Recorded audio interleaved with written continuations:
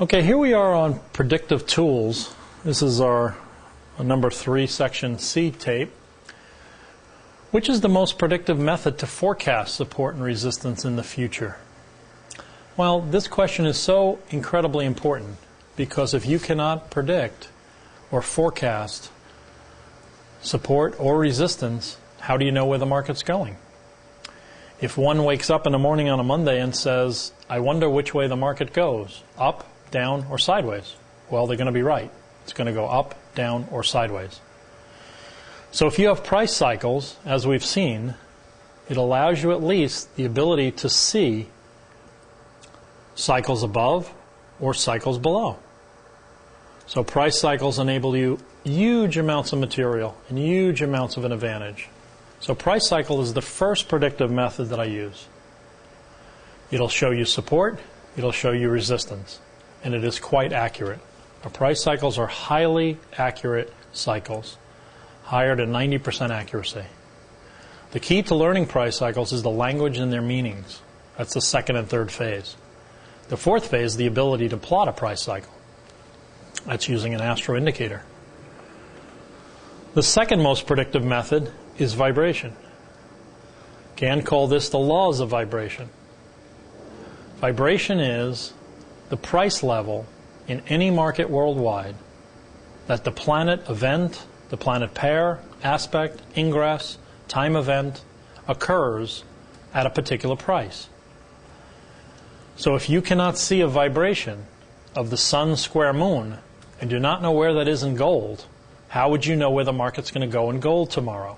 You will not. 99.9% traders lose money because they cannot see. They have no idea of the cause and effect of the market. They do not know that vibration causes highs or lows, or amplitude, and that cycles allow you to see this in the future. The third predictive method for support and resistance is time cycles. Time cycles allow you to see time in the future. Venus square Pluto at 1:15 this afternoon. That's when it's coming in. That's a time cycle. Mercury 1:35 Neptune at 10:02 a.m. That's a time cycle. This allows you to look at time turns in the future based on cycles. Do they always hit exactly at 10:02? Or sometimes do they hit at 9:58 or 10:06? Yeah, they often have an orb of influence or an orb of consciousness. The orb is what determines where the time is going to hit.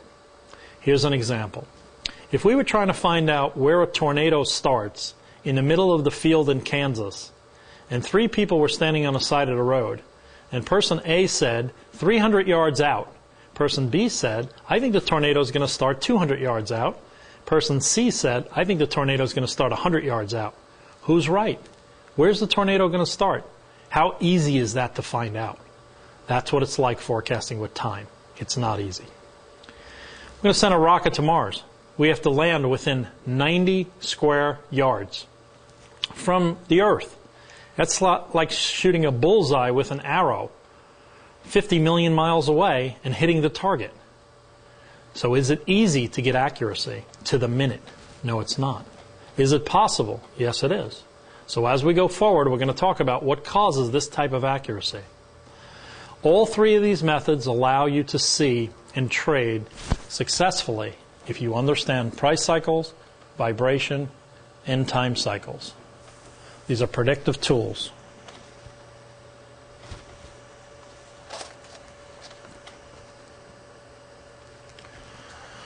Mars is my favorite planet, not only because I'm a Scorpio, but because it generates huge energy. The moves that come off of Mars are so powerful that if you time Mars right, you get paid. Here's an example of Mars-Venus vibration at this low. The market hit it, it held, but it didn't take off until this point in time. This was a price cycle low. This probably was a time cycle low, but also was generated from this price cycle low. So the market came down, went higher, hit the high. It actually wicked a little above it. Some people call that lost motion. I believe it depends on the equatorial coordinate system. because equatorial cycles are different than longitudinal tropical cycles, which are going to be somewhat different again, helio, geo, and all the other variations and coordinate system possibilities. So as we can see, Mars, which often is one of the daily rulers of the stock market, the market went low, tremendous energy when Mars came in. This was the market before, no Mars. Did it have this kind of energy? This is the market after it hit Mars. Is this forecastable? You know that Mars is energy. The expectation is not going to be a move like this. It's going to be a big move. That's exactly what happened. Mars is a 687-day cycle. It represents pure energy. It's dynamic. It initiates moves. It's a self-starter. If the market's going sideways for 3 hours and all of a sudden it has a tremendous move higher, it probably was a Mars cycle. It's cardinal. It's fire. It rules Aries, which is the 00 point of the zodiac. It thrusts. It's the warrior. It rules motion, and it controls volatility. Lots of Mars cycles, lots of volatility. So Mars, again, quite powerful. And Mars and Saturn in combination, the volume amplitude increases consistently. It is an amazing pair that repeats over and over again its power and amplitude. It has a special significant amplitude. It's unique among all the cycles. Mars-Saturn is actually quite wonderful and, again, very predictive in its mood.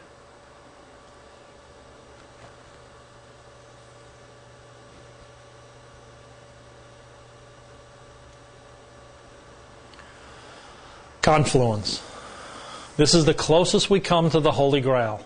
I think this shot illustrates very clearly the wondrousness of confluence. It truly is as beautiful as this image. When confluence occurs, the probabilities of getting paid are increased tremendously. To go from a 70% accurate probability to a 90 or high 90s is significant in the market if you're a trader.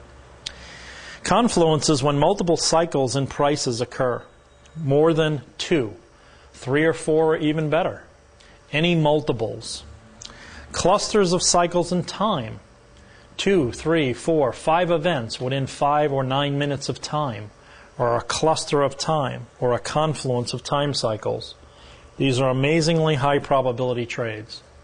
Multiple events, multiple cycles, multiple time cycles, volumes of any astro side by side is confluence. This is what I believe truly is the closest thing that we come to the Holy Grail.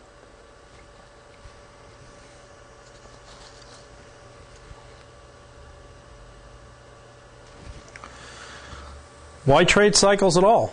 The big question. Well, I think I've shown it in plenty of slides now. Obviously, cycles is the way to go. 1, forecastability. The ability to forecast into the future. What else can you use?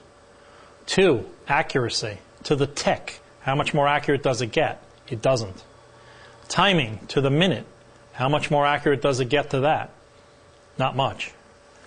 Why use cycles? Way more profitable. Why forecast at all? You have a plan for tomorrow.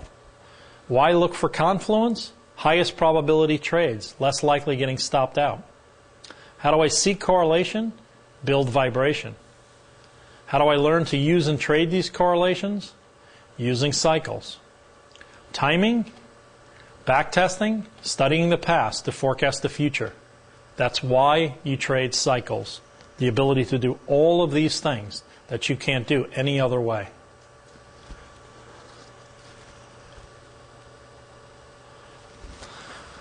Trading futures. We need to see into the future. How? Well, futures market's interesting. It says it in its own name. I want to trade the futures. Well, what does that mean? I want to trade in the future. I want to see the future. I want to forecast the future. How can you trade the futures market if you can't see into the future? You won't. You will lose 99% of the time, period. Why do 99% of traders lose money? Because technical trading is reactive. It is after the fact. It is not future forecastable. Cycles are one of the most reliable and consistent predictive methods. We've been through it many times. Stochastics, MACD, all those technical indicators are reactive guessing events. We've built over 100 indicators technically. It does not allow you to see the future. The probabilities at best are maybe 50 to 60%. There is no comparison whatsoever between futures markets, seeing future, and cycles versus technical, which is 98% or greater of all the people that use trading that are traders. Interesting correlation. 98% of the people use technical indicators, 99% of the people lose money. Interesting correlation. This is a key concept which I think I illustrated here fairly well. If the Earth out here is in the sky and the moon is in the sky, I call it, or in space, and the location of the Earth is converted to price, this price of example 1400 is where the Earth is located on the S&P today. If the moon equals price and the Earth equals price, then the moon's location converted equals the price of the S&P.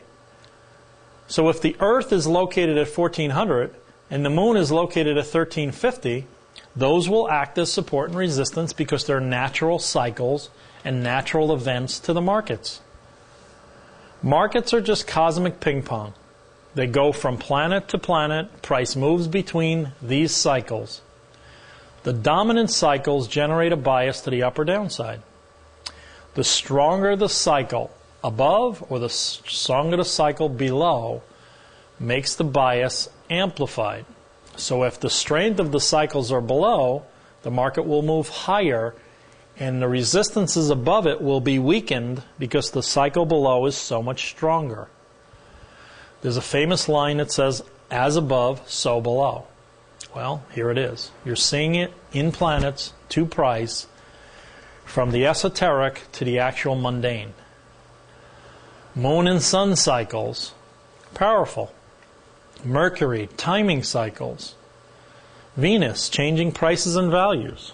Mars, daily power.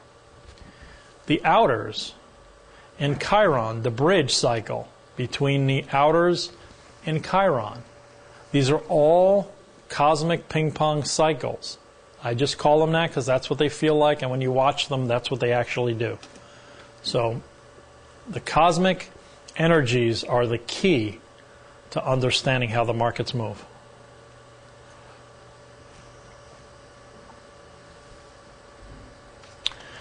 Here we're going to cover a couple of trading rules that I think are kind of important. People have asked me to add these or put these in the DVDs. Trading rules using cycles. The first one is trade the dominant cycle. Sounds obvious, but not always the case. Choosing and finding significance is not always an easy thing. Why isn't this simple? Well, there are easily 270 cycles between Geo and Helio alone. Which is the most dominant cycle tomorrow? Well, you have a 1 out of 270 chance if you don't understand cycles. 1 out of 270 is not great odds if you're trading your money on it. So you need to be a lot higher than that. Trade confluence of cycles. We discussed confluence. Multiple cycles, multiple events of a single price line or a single timeline. Trade the biggest cycle of the day. Often periodicity equals strength. So the stronger the cycle, the more dominant the cycles are likely to be. The outer cycles are dominant. The linkages create power and amplitude. Confluence cycles are high probability trades. These are the base rules of trading. Dominant cycles, trade the biggest cycles, trade confluence of cycles, which is the best of all three. Confluence of cycles always rules because the probabilities off of confluence is so extreme versus a single entity or a single cycle. This concept, markets reverting, is probably one of the key thoughts that I could put in this video as an overview of a single understanding of equilibrium. Markets revert. Basically what this means is, as price goes higher, and it goes up 10 points, for example, Its nature is to come back 5 points, which is 50% of the move in general, because that would be an equilibrium state. If the market goes up 10 points and goes up 10 the next day, it's out of balance. And the market is yin-yang. It wants to return to balance. Nature, the universe, and the markets always return to an equilibrium state. There are periods of time that the market will get out of balance and stay out of balance for a day or two or a few days. But it always wants to return to balance. The key is to find when it's going to return to balance and to what point it's going to return. The market moves in spiral expansion and contraction. And it moves with the dominant cycle, creating the day pressure and direction. This is a key concept. The market basically has two spirals, one upward spiral and one downward spiral, and they work simultaneously. The cycles that are based on the upward spiral, if they're stronger than the downward spiral, the upper cycles will act as retracements, and the down cycle, or the one that's below price, will be stronger than the retracements that are above price, and the market will go higher with very weak retracements pulling it back. If the cycles are stronger and the spiral on the upper side is more powerful than the lower spiral, then the market will move downward stronger, and the retracements off the down move will be softer and lighter, and it would just be very small cycle retracements. And then the market will continue dominating downward toward the close. So, retracements, expansions, overbalances, single direction days, and then finally equilibrium. These are all relative to market reverting. This is a very powerful, important concept. How we determine the most profitable trades? It's simple. The bigger the cycles, the bigger the trades. I showed some Jupiter-Pluto cycles, 20-point moves. That's a big cycle. The expectation is a big move. If I did a Moon-Mercury cycle, would it be as big as a Jupiter-Pluto cycle? If Moon-Mercury is less than 100 days and Jupiter-Pluto is 13 years, which one is the dominant cycle? Sometimes obvious, not always. How many traders know this? Very few. Trade significant events. Eclipses. Big cycle events, major ingresses of planets from sign to sign. Eclipses are powerful, but we'll talk about them. I find them not to be as highly correlated as one might think. Big cycle events are quite powerful. Major ingresses, highly tradable. But the most important is major multiple confluence of cycles at a given high or a low. Intraday swings are small, usually 1.5 to 2 points. That's common, 80% or greater. 30 to 40% of the time, the S&P will only move 3 to 6 points. 10% of the time, the market will move 7 to 9 points. And 15 to 20 points happens less than 5% of the time. So traders get frustrated because it only happens 5% of the time that there's a runaway day, that the market does not return to an equilibrium or a balance in a single day. So that means out of 100 days, only 5 will be runaway. So you need to learn to trade swings. Smaller swings, mid swings, big swings. And once in a while, the home run swing comes around. And you get that big 20-point day. Back in 2000 and 2003, the swings were as high as 45 and 60 points. During the parabolic 90s, when everybody seemed to make money in the stock market, and even a blind squirrel finds a nut once in a while, it was an easier game. But now, when the markets are tighter ranges, it's a very different game. So to understand the differences is key.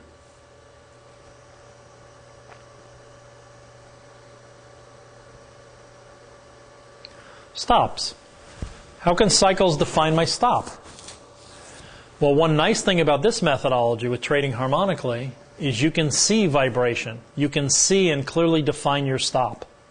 If Jupiter-Pluto is at the low, and you are wrong, the stop is right below the price line. You can see it clearly. If you're in a trade and a larger cycle is coming into the market, this could also define a stop. If the cycle above is stronger than what you think of the cycle below, then you read wrong and you'll get stopped out. But your stop will be defined, and you can lose very little if you have a clearly definable stop based on nature, not man-made. Seeing, that's the key. Cycle strength defines your stops. Speed lines define stops. Time defines stops. Multiple events define stops. So many things can define stops if you use cycles. Cycle vibration, cycle and time, both allow you to see and plan trades into the future.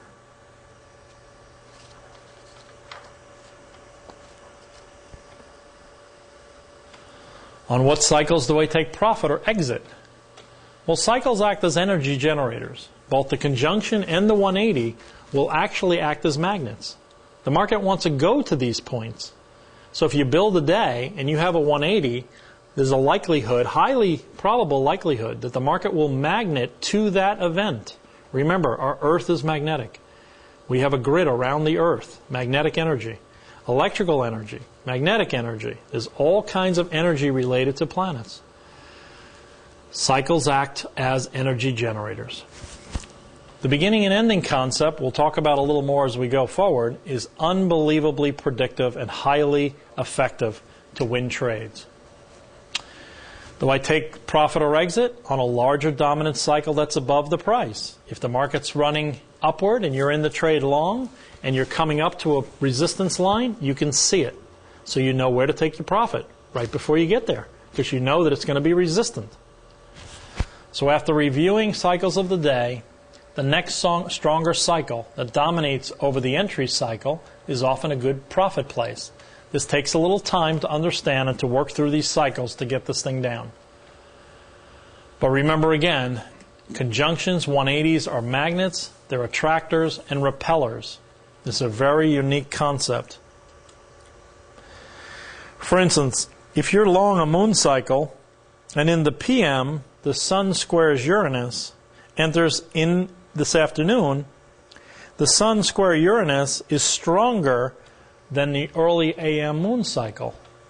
So perhaps you'd be looking for an out or a profit point before the new cycle comes in. Besides, the Sun square Uranus means a new seed of change is coming. And it's going to do it with a square or a 90 degrees.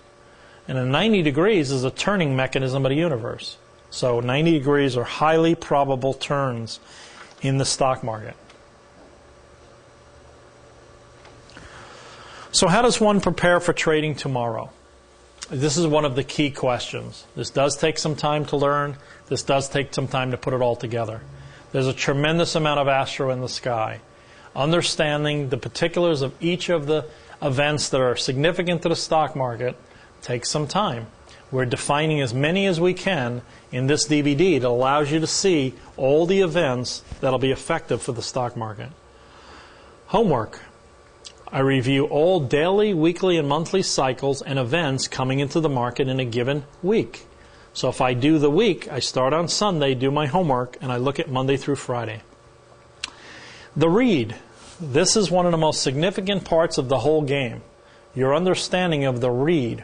Or how do I actually try to figure out what they're going to do or what they mean? The interpretations of these cycles and events based on strength, periodicity, sign, elements, all affect the read. And again, part of that is experience. The more astro knowledge, the better. And the key to understanding is just continuously studying. Discuss daily the steps that I work on when doing the weekly, the bigs, the monthly, or the super cycles. It's simple as this. I go through the zodiac and I look at the big cycles, the super cycles I call them. Is there anything for Neptune, Pluto? Is there anything from Uranus to Pluto or Neptune to Uranus? Those are the super cycles. Then I go down a level. Jupiter cycles. Any Jupiter cycle relationships come in today. Any Saturn cycles. Then I go down and look to the mids, which I call the Mars. Mars is a mid-sized cycle. It basically is a day to 3 days event. If there are 2 Mars coming in tomorrow, then I know that Mars is going to be important tomorrow in the sky, which is going to be important in the price of the stock market. Then I go lower, and I look at Venus, which is the daily timer. And inside the day, Venus is going to be very important. Mercury is a trigger. Mercury will trigger mids and outers. For intraday time turns, I'll go all the way down to the moon. And I'll look at the moon events during the day and see how the moon is going to affect the swings. Is it going to be volatile? Is it going to be soft? Is the moon active that day? Is there lots of energy to it? So these are the kinds of thought processes that go in my mind on how to prepare for trading tomorrow. I also use the list to be organized and pre-plan the future. So as you build either an Excel sheet or a checklist that helps you prepare for tomorrow, you can do and repeat continuously the same process in your mind until you add another event that affects the stock market. I currently have about 9 structures, and as I find new discoveries that are 90% or greater, it would go onto that daily list. But I've whittled down thousands to about 9. So that's my list currently. What confirms a trade entry? Cycles always define entries. 2, the stronger the cycle, the stronger the amplitude expected. 3, periodicity defines strength. Sometimes seem obvious, but these are key points to understand. 4, the longer the stronger, as a rule of thumb. Here's an example.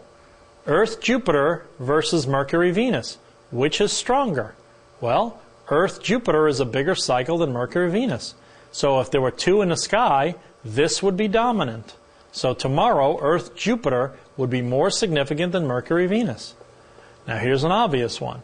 Pluto-Neptune comes in tomorrow, or Sun-Moon. Which is dominant for the day? Pluto-Neptune is. It's a 493-year cycle relationship. The Sun-Moon cycle is 30 days. So some are obvious, some are not, but at least you have kind of an idea of how you look at them. The bigger the stronger. Usually another variable is linkages. The more linkages, the stronger the relationship there is.